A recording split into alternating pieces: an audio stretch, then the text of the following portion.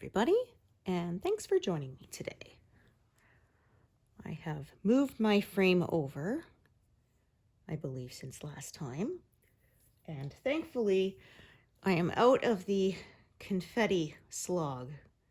It's getting to be some bigger blocks of color in this section, so I should make some more progress this time, more easily.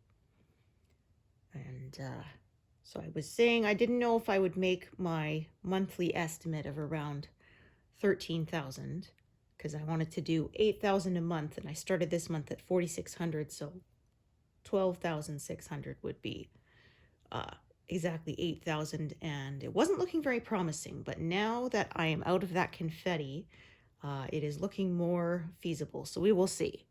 I am past that evergreen branch with all those pine needles, which was so much detail, and into some bigger blocks today. I got a kind of weird shape here going today just because the color kind of went out this way, and then I've been following it, so it did close in a little bit, but oh well.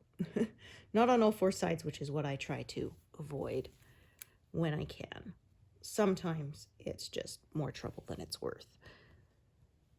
So we will fill this little sort of alcove in and keep plugging away. Colors are all kind of greens and tans and browns. I worked a little bit towards the center of the piece where the waterfall starts and got a couple of grays and stuff, but it was a bit too far to reach with my my left arm, so I decided I'm going to cut it off a little sooner than that, even if the colors kind of wanted to go that way, because I don't want to be twisting and hurting myself. Like I always say, I try to bring the work to me and rather than bending myself towards my work, because that's when I start getting pain, so we don't want that.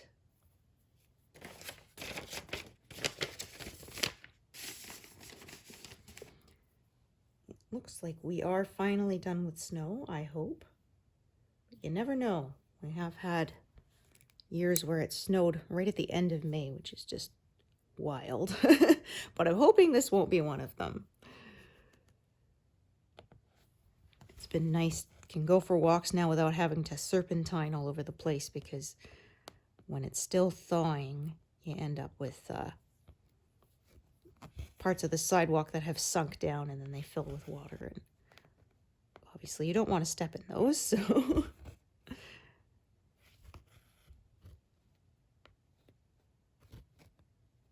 especially since I will have to buy myself some new winter boots. I think these ones have finally sprung a leak in one of them. Now that it's warm enough, it's just runners, so,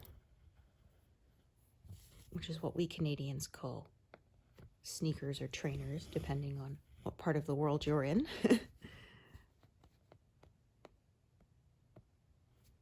Alrighty.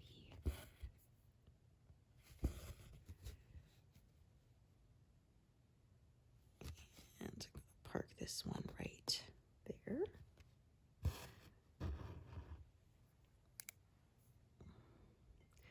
Otherwise, life is same old, which I don't mind.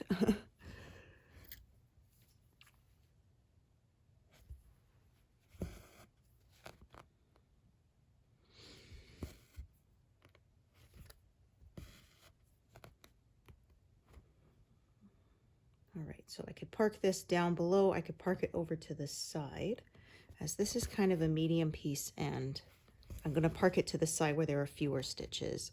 I'll start a new thread for down below where there's more, where that run of color kind of carries on further.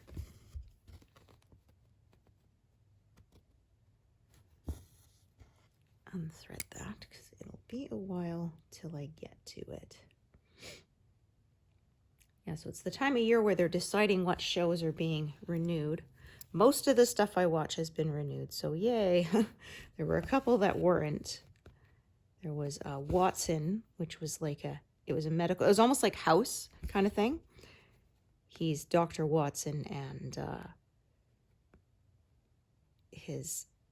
has a buddy Sherlock Holmes, of course, and but it's basically medical kind of mysteries. unusual cases and stuff is what his team works on. And it was in its second season this year, and I was quite enjoying it, but unfortunately they canceled it, so darn. And the other one was Brilliant Minds, starring Zachary Quinto, who played Spock in the 2000s Star Trek movies, where he was a doctor who has, I can't remember the name for it, but it's a condition where he can't recognize people's faces. But he's, of course, another brilliant doctor who's good at figuring out unusual medical cases. And unfortunately, yeah, they canceled that one too. That was in its second season as well. And I find it's getting that third season seems to be the real sort of hurdle. A lot of shows, they cut it off after 2 seasons. And so it seems to be once they get that third season often, then they're well established and they keep going. But yeah, unfortunately. And there's one other I'm waiting on. They haven't decided yet, but most places are saying is a long shot, which is The Hunting Party, which is kind of like very similar to Criminal Minds. And well, one of the problems was it's in its second season this year. I had never heard of it until a few weeks ago. I happened to see a promo for it and thought, oh, that looks interesting. And thankfully, we have on demand now. So I was able to watch all the shows that I had missed, but I had never heard of it until. So I was surprised because NBC, they usually market things really hard. And I hadn't seen any promos for it. And I watched quite a few NBC shows. So I was quite surprised I hadn't seen the promos for it until recently. But yeah, it's that third season and it's not looking good. They're saying that maybe it will move to streaming only to NBC's Peacock streaming service. That's what happens sometimes, but I don't have that. So they did that with Law and Order Organized Crime, which was starring Stabler from SVU, the character. Came back in a spin-off series. And that one moved to streaming, although thankfully I do get to watch it, but I have to wait like an extra year, and then it will come on my local satellite package. So, because we have a City TV, which is like a Canadian, and they rebroadcast a lot of NBC, and so I had to wait an extra year, but I did get to see it. So, ooh. But, yeah, we'll see. Most of the stuff I watched has been renewed, so I was happy about that.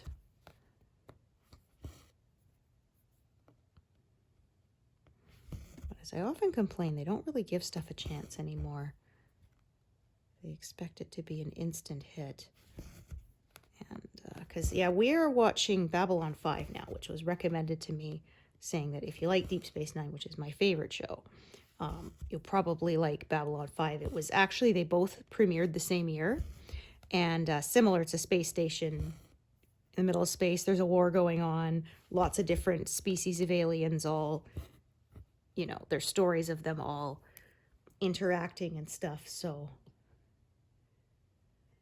although I was kind of annoyed because no streaming service had it in Canada. So I bought it on DVD, which it wasn't very much, so whatever. But then, of course, like literally 3 weeks after the DVD set was delivered to my house, boom, it shows up on one of the streaming services that I'm subscribed to. It's like, oh, come on. But I said one thing that's nice is if it's on DVD, I don't have to watch commercials because we're cheap and we refuse to pay the extra for the ones without commercials. I saw that coming when streaming first came out. It was a big, ooh, you can watch it with no commercials, uninterrupted. And then, of course, they got greedy and now there's commercials. And I said, it's kind of irritating because some of the ones that I pay a monthly fee for have more commercials than the completely free ones because I can watch stuff sometimes on Tubi or Pluto. I was combining the two. Those are completely free with ads. And they actually have fewer ad breaks, I find, than the ones where it's paid for with ads, so kind of annoying. But I said this one thing, though, is I don't trust streaming services sometimes because they don't always have all the episodes. We were watching Being Human. The North American version was actually filmed in Canada. And there were a couple episodes that were missing entirely from it.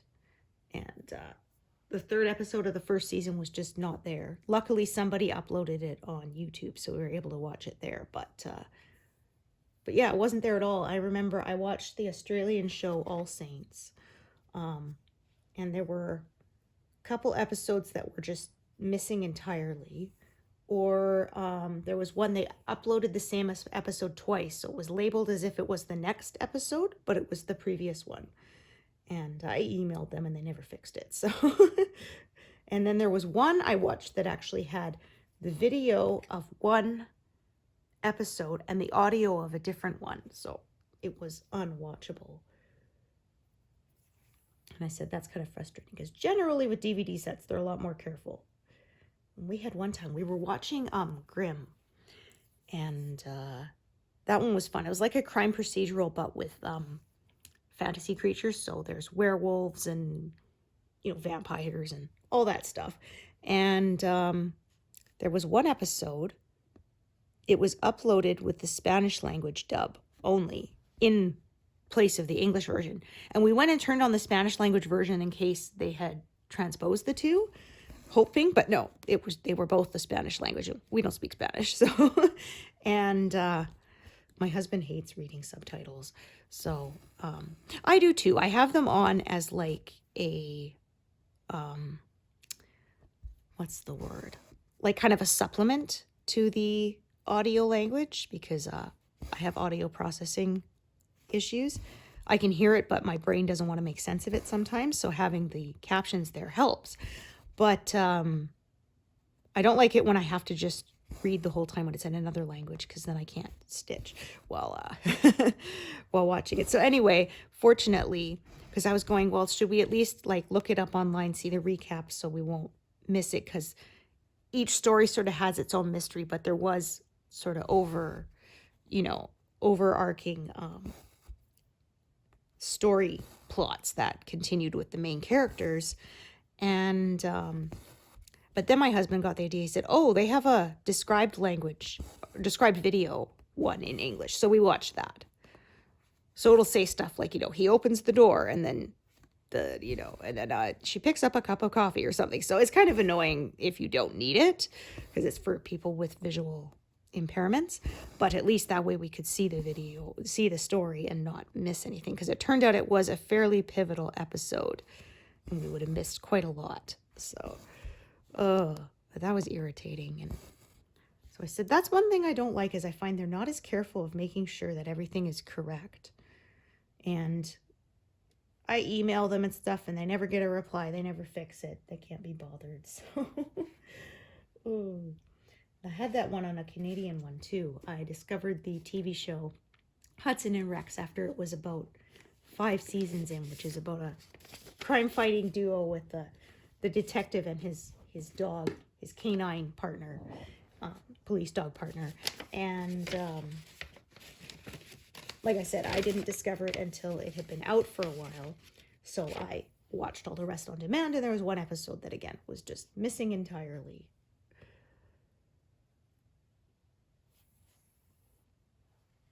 Okay. For once, I would have liked a little leftover piece, but there wasn't any. But yeah, I get very annoyed because a lot of things will say they have captions and they don't. I bought all of Supernatural on DVD, and the first season did not have English captions. They had them for other languages, but not for English. I guess they assumed, oh, the audio's in English, we don't need those. But it's like, yeah, but there's people who have difficulty hearing who need it. I bought CSI Miami on DVD, and it was advertised, and yes, it had captions on seasons 9 and 10. First 8, you were out of luck. And I said, it's really frustrating to me. Accessibility should be standard. And these weren't bootleg knockoffs either. Like, they were the official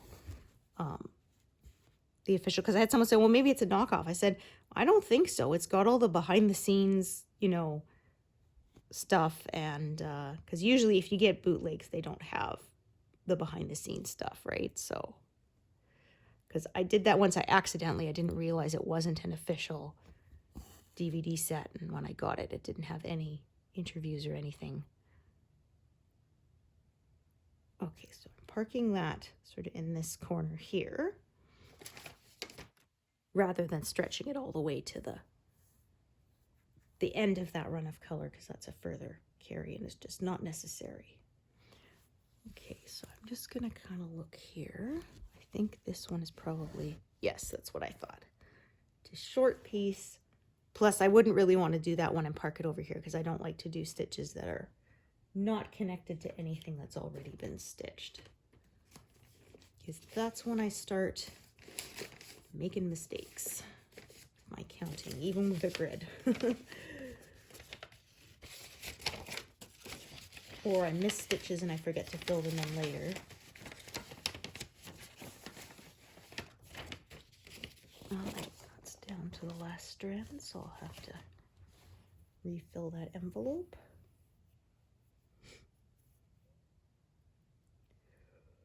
Oh my.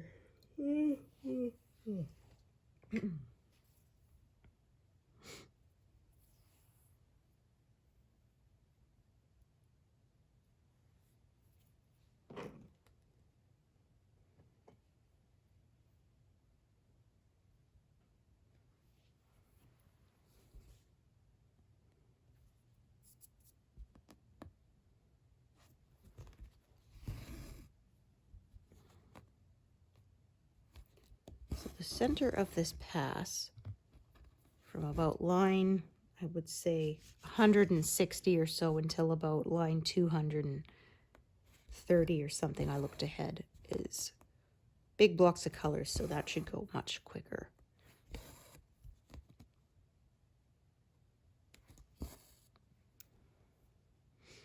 And then I will hit more confetti again when I reach the upper right corner. There's back to some leaves and then some, I think some evergreen, and so those pine needles are a lot of detail, a lot of confetti. But I am happy when it is done. When I was moving the frame over, I was looking at the whole thing, and that branch looked like almost like you could reach out and grab it. Looked like it was almost coming off the fabric there. So I was definitely happy then that I did all that work, because it does look good now. I'm always amazed at when you add shading and stuff, how three-dimensional stuff can look sometimes. There was one I saw somebody was stitching, and it was this like nautical theme, and there was a big braided, you know, fisherman's rope across one corner, and like, I know that it's just pixels and stitches, but I really felt like I reached and wrapped my fingers around it. It looks so good. And it was a lot of confetti because, yeah, like I said, it was braided rope, so all those little strands of the picture of the rope were done in lots of different stitches, so the detail was a lot of work, but it sure looked good.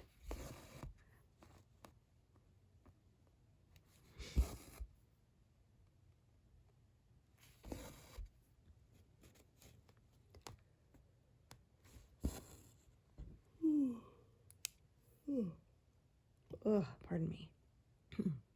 So you can see the leaves are kind of forming colors that way.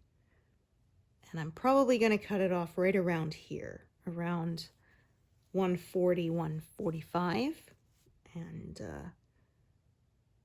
because I was finding it's a little too far to reach over with my top arm, so. So yeah, it's kind of funny because I started with an 11 by 11 Q snap and I switched to an 11 by 17 so that I could stitch further over, but then discovered I actually don't want to stitch as far over anyway because I start getting sore. Pardon me. Still kind of got a bit of a sore throat. I am feeling better, but so this color kind of goes out this way, and then there's another one. I'll probably cut that leaf off kind of in the middle just to kind of straighten it. We'll see. I might not. I might go over to, sometimes I do that now because I don't go as diagonal as I used to. So we'll see. I'll decide when I get there, as I usually do. I make a loose plan, but then I don't always follow it.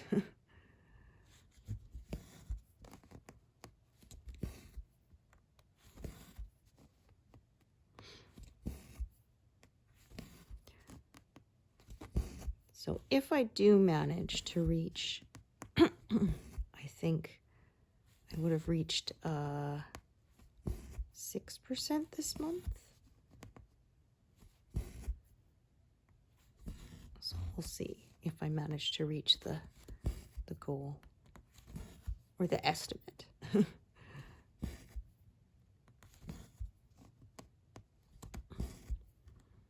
So I'm hoping for 100,000 in a year on this main piece. That is what I managed last year.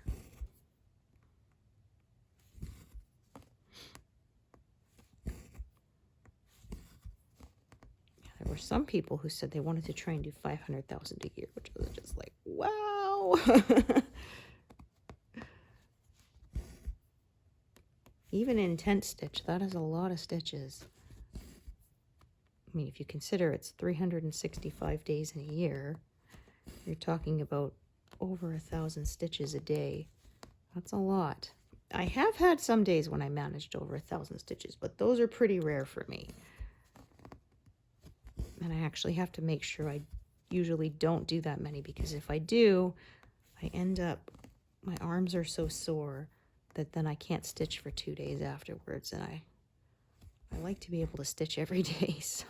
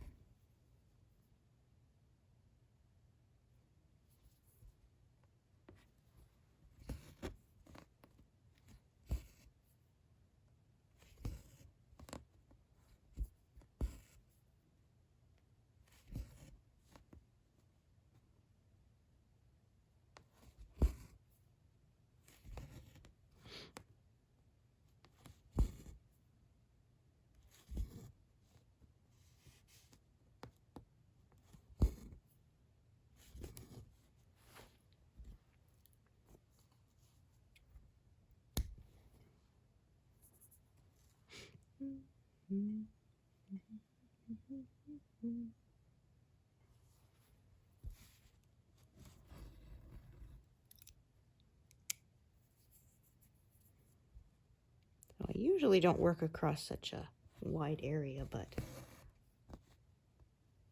when there's not as many colors, when it's sort of bigger blocks, I tend to, because it means I don't have quite as many live needles in a small space.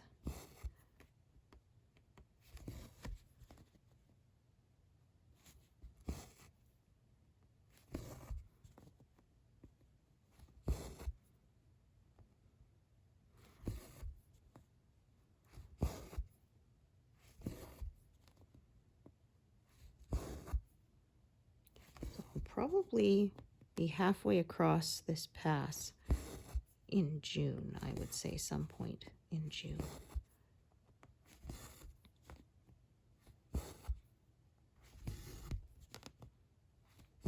That will be exciting. It's trying to knot up on me, and we don't want that.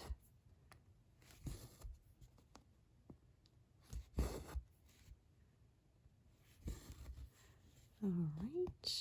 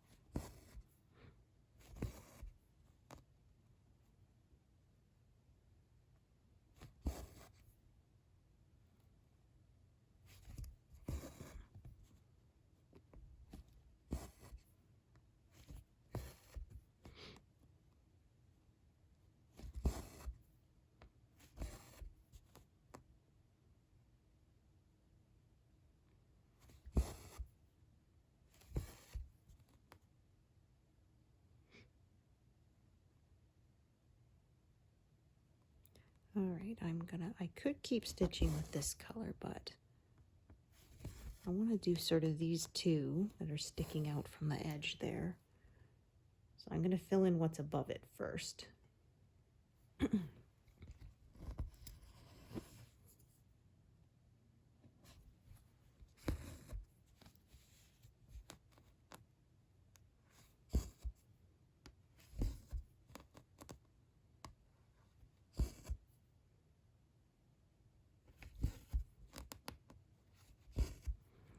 So I think these are leaves, but they're kind of out of focus because that pine branch was sort of in the foreground. These are kind of in the background.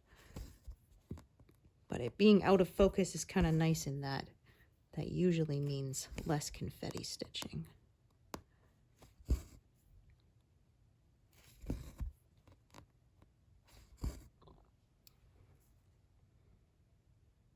Oh, I actually parked it, yeah. One more row above, and I'm going to start its own strand up there.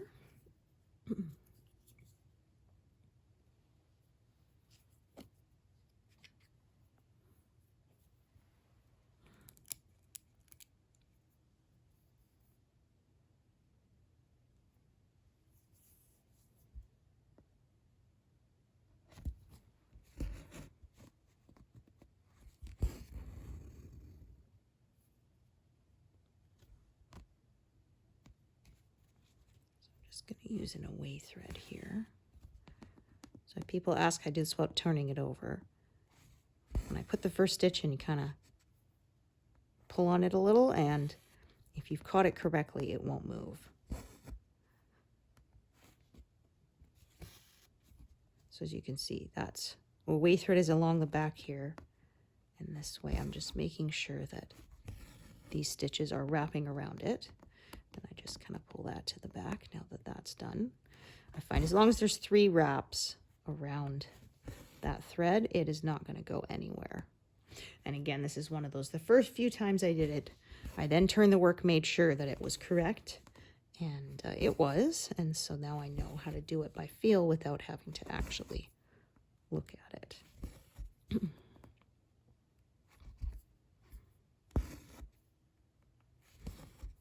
I do all my beginning and ending from the front.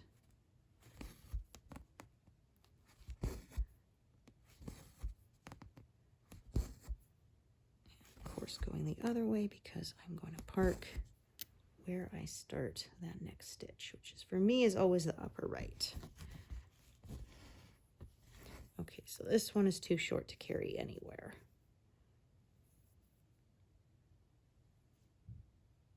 There we are. But it is long enough to do these 2 stitches right here. So I'll probably have another short little piece for that one there. If this was longer, I would have probably parked it over there, but it's not long enough to do that.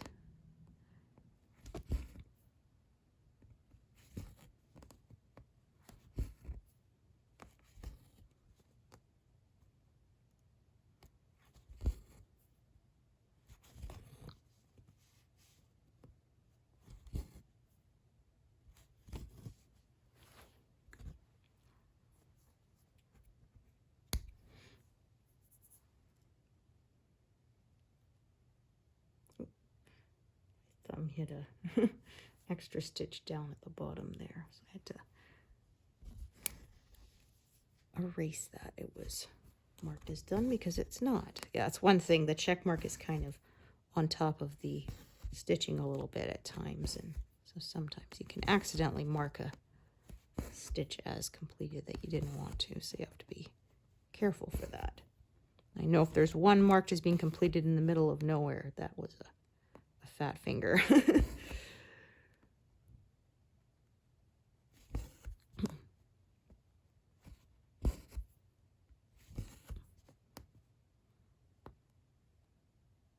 I used to use a stylus to mark up on my tablet, but discovered that was an extra step that in the end turned out to not be necessary.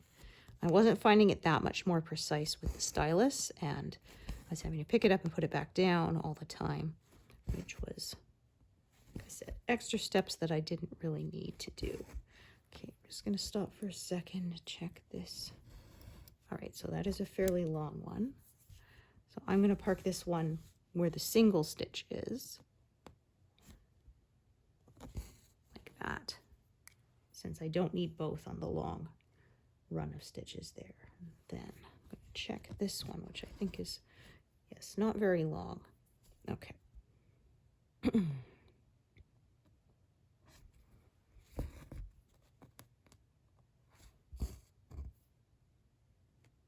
Perfect. So these two that are kind of on the end by themselves there, I'll do with this strand, and then I'll start a new strand from the top.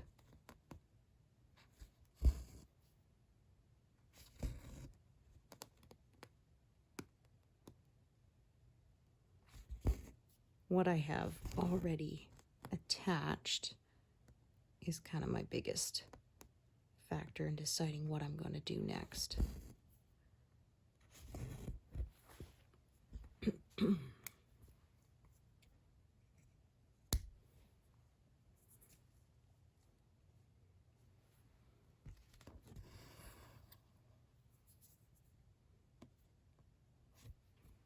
So as you can see, the colors are kind of flowing this way. I'm gonna probably follow them a bit rather than fighting to make it stay diagonal.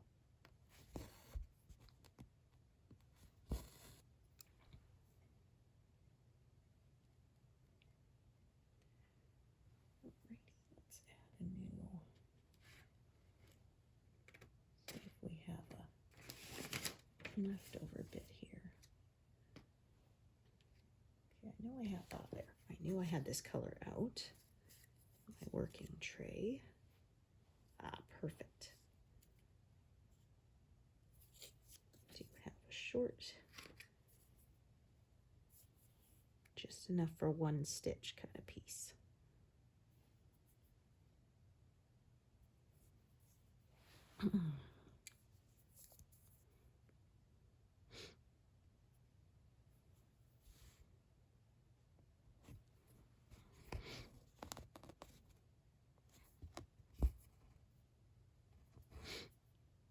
Still watching Deep Space Nine with kiddo. This is his first time watching it. And for me, it's, I think, my fourth or fifth time through. I've lost count now, but that's one of those shows that there's foreshadowing you won't catch the first time through that I do now. Because there's one where, I mean, I'd say spoilers, but it is a 30-year-old show, so, but anyway, there's a main character who dies at one point, and there's sort of a secondary character who dies, and during her memorial service, somebody says, you know, and we're at war, so sometime soon one of us may not be here anymore, and immediately the camera cuts to that character, and who then does die the next episode. So, but it's one of those things, like I said, you wouldn't have noticed the first time through and stuff like that. There was one where they had an episode where a founder, a shapeshifter, was hiding, disguising itself as a piece of the bulkhead in this crashed enemy ship they found. And it's sort of at the beginning of the episode, and there's this shot that the characters, our main characters, are sort of walking down the hallway, and the camera sort of pulls back, and then it kind of comes up, and it kind of pauses on the bulkhead for a couple of seconds. And of course, the first time you watch it, you don't realize that, but subsequent times it was like, oh, of course, they're kind of showing that bulkhead is not just a bulkhead. It's actually a founder, right? It's actually going to have significance later in the episode. And so I was quite enjoying that. I said that's the best when they can manage to do the foreshadowing, that they're not so heavy-handed that it gives it away ahead of time, but it is done well enough that when they do reveal the twist, you go, oh, of course, and everything just kind of falls into place, and where you almost have to watch it a second time to catch it. It's not often they can do that, but when they can do that, yeah, that is the most satisfying, I find.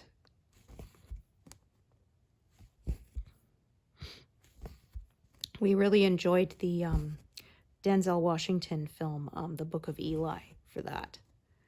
I won't give it away, but I'll just say that we did end up watching it a second time, and the whole time going, oh, of course, there's all the clues were there, but you didn't notice them.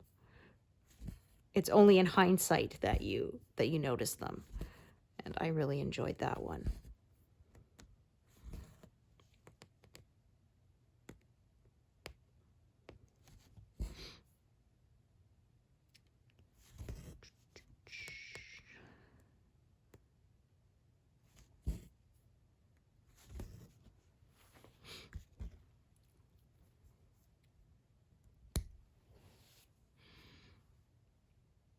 So I've decided, that I will kind of follow this bit of color here and cut it off. I'll fill in further to the right there later when I get to it.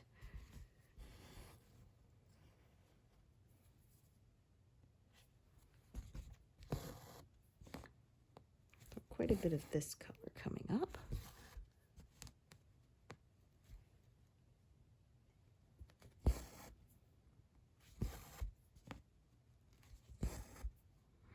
This is one that kind of branches off, and we'll probably have more than one thread for it.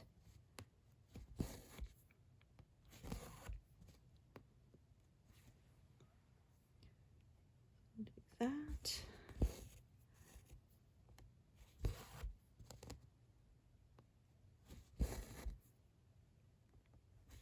So this strand I'll carry down here. I'll start another strand to curve sort of around that other side of that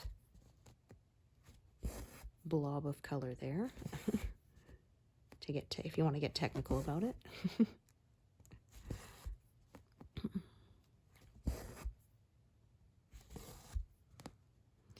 So we said after we finish Deep Space Nine with Kiddo, we're going to watch Voyager. He hasn't seen that either, so.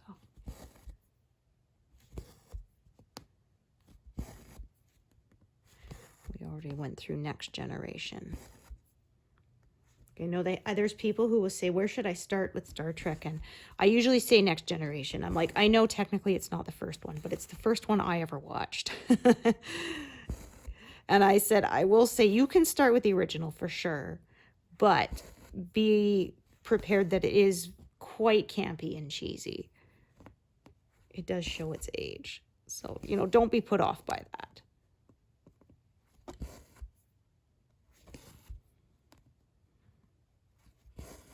But, I mean, even TNG, it took a little while to find its feet, too. Like I said, we're watching Babylon 5 right now, and we're approaching the end of the second season, and it's starting to get really good. First season was okay, but I said, I'm patient enough for that I'm willing to give it a try because, yeah. A lot of the older shows, they took a little longer. I mean, even newer shows they do, but the problem is they never give them a chance anymore to find their feet.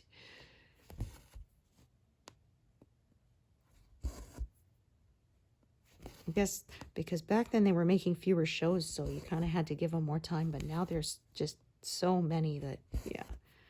Like I said, if you're not an instant smash hit, they just give up on you, which really sucks. Because there's been a few that I felt could have really, really been something if they'd given it a little more time, but they don't.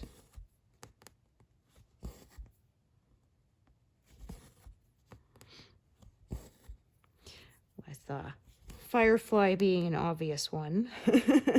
Yes, I will always be sore about that one being canceled.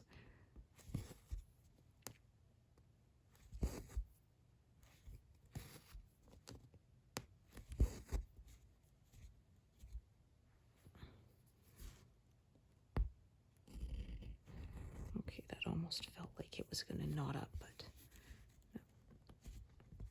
It is smooth back here. I'm just going to duck my head under to double check. Yeah, it felt smooth, but just take a peek.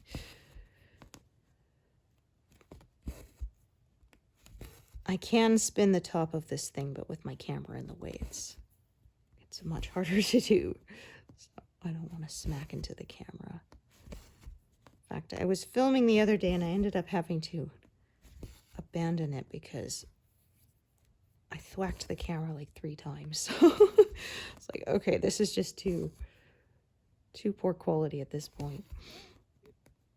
I readjusted where it holds it now, so I've been more successful today in avoiding it.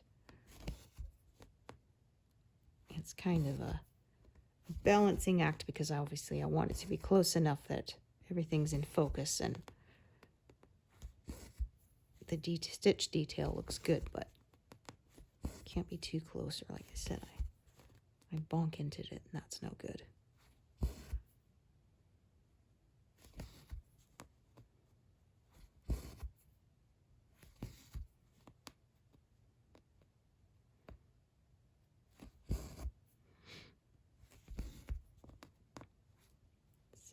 This leaf is going to kind of come down here. I'm going to follow it and then fill in next to it rather than filling in everything to the left of it. It will curve down and close in a little bit, but not very much, so I'm not worried about that.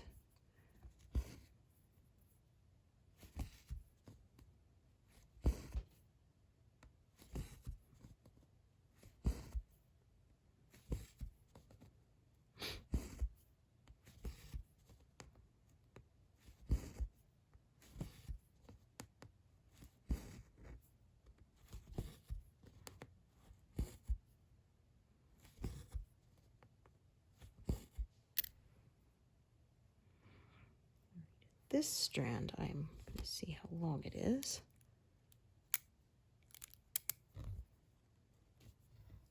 Yeah, fairly long. So I'm going to cross as I go for a bit because I want the strand to end up on the opposite side instead of back where I started.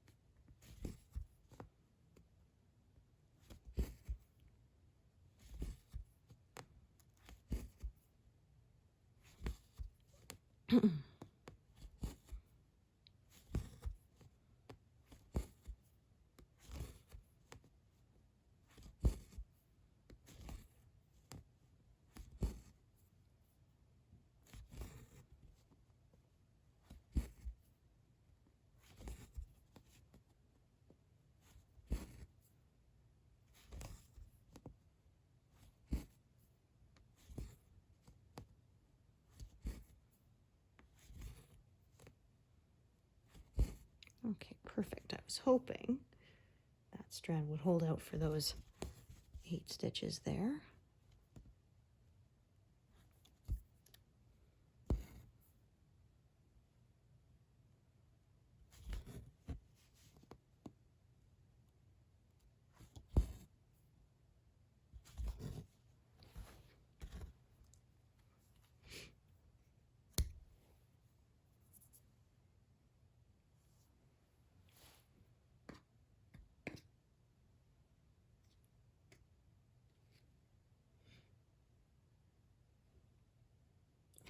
I knew I had this color out. Just had to find it.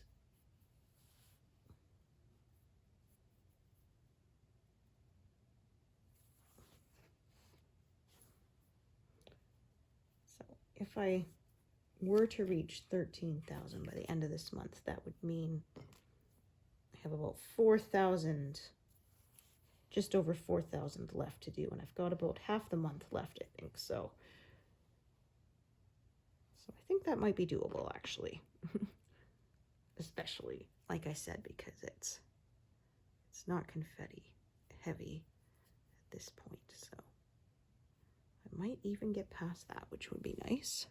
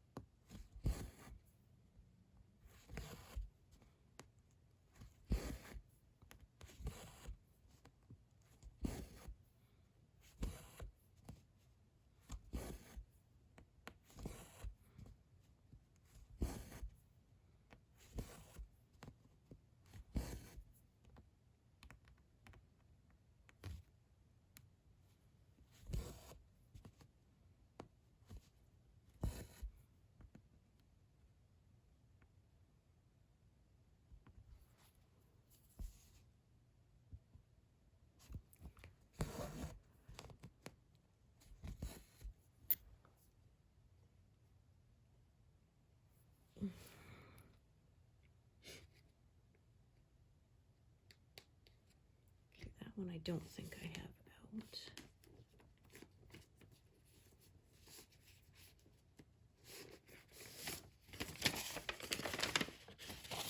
Maybe I do. Yeah, I do. I tell you.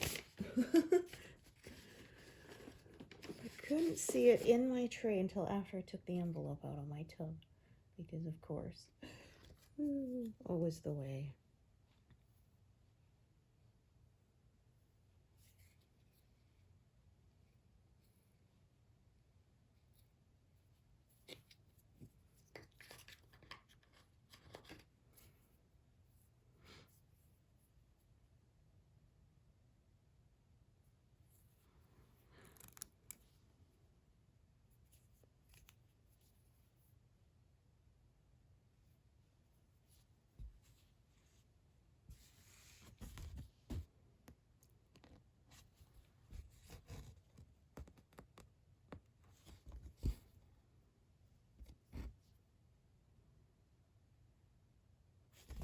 So yeah, if I reach 13,000, it'd be 6.5%.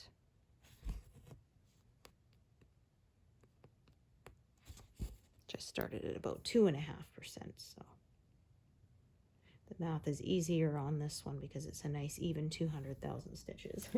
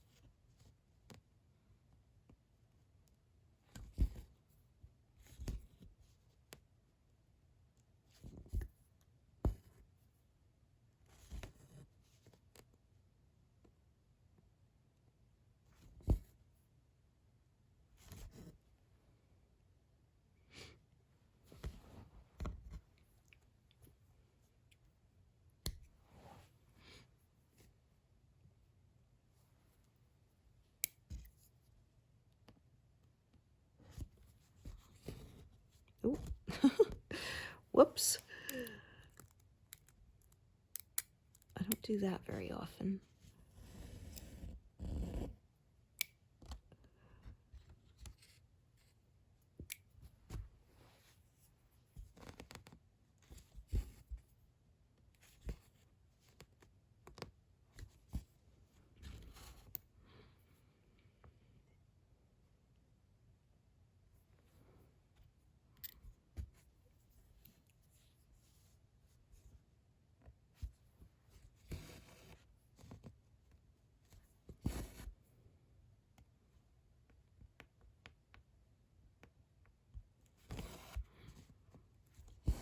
Well, I thought I'd be at 200 by now, but there actually were a few more color changes than I thought.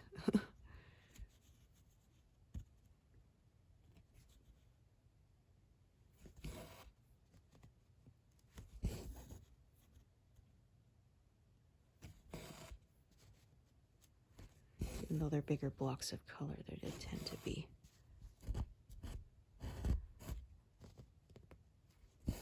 some color changing with this method, but oh well.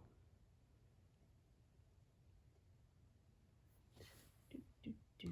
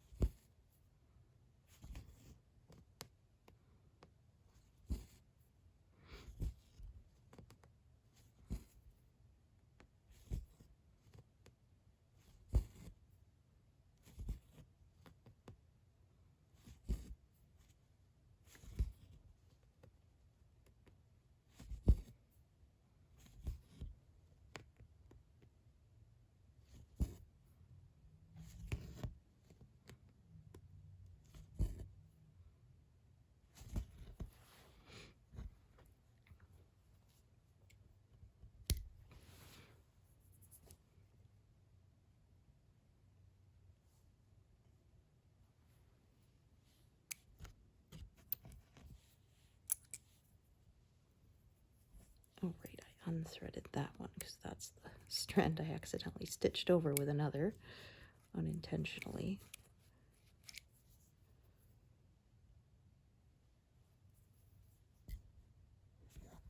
Oh, gee, I hate when that happens. Caught one strand on my thumb there, pulled it out.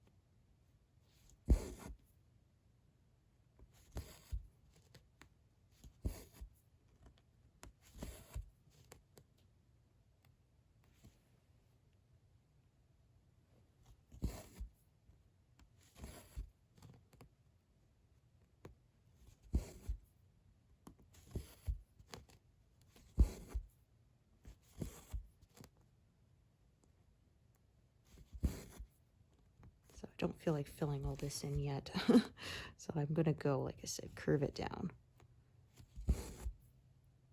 Follow this motif.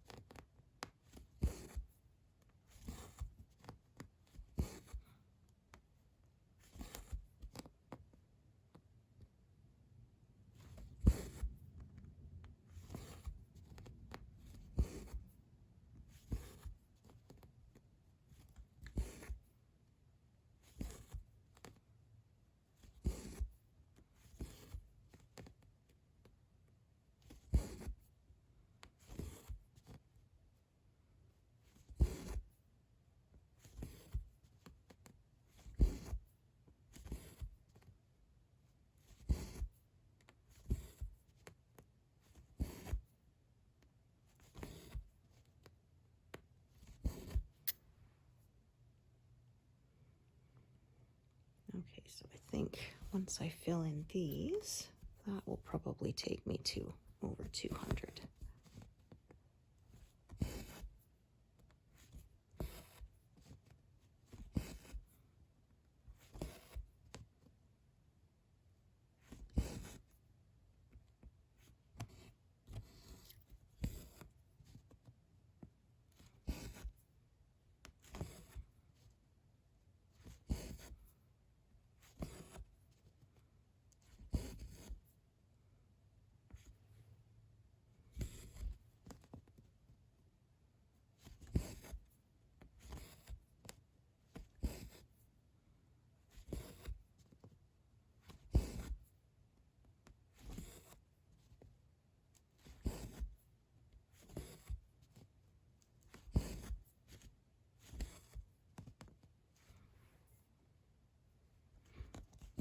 Yeah, this should definitely take me over.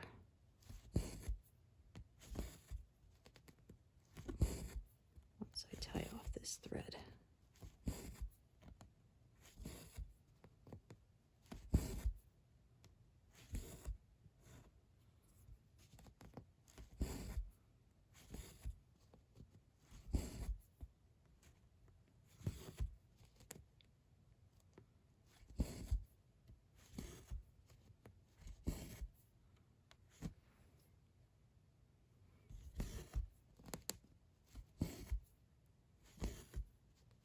So it didn't go quite as quick as I thought, even with the bigger blocks, but definitely quicker than my mega confetti.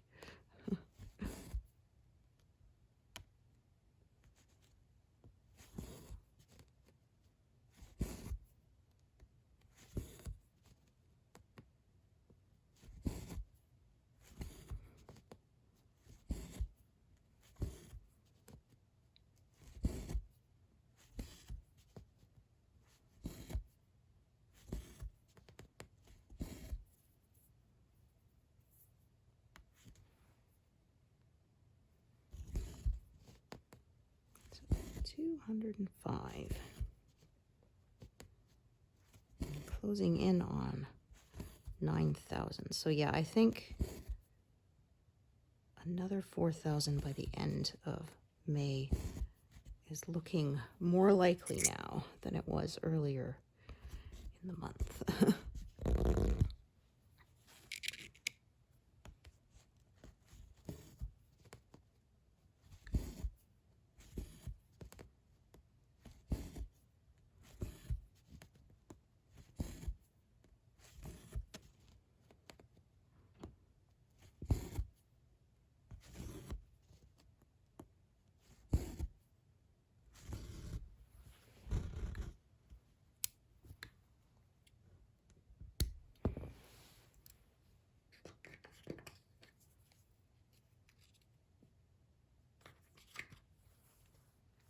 There we go, 205. So thank you so much for joining me today, and hope to see you here next time. Thanks, everyone.